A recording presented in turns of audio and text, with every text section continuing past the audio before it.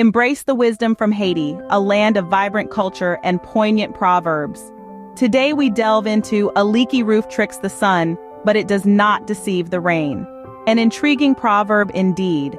This proverb beautifully illustrates that even though one might be able to hide their flaws in fair weather, the truth will inevitably surface when the storm comes. It's a gentle reminder that authenticity matters, that our actions have consequences, and that the truth, much like the rain, finds a way.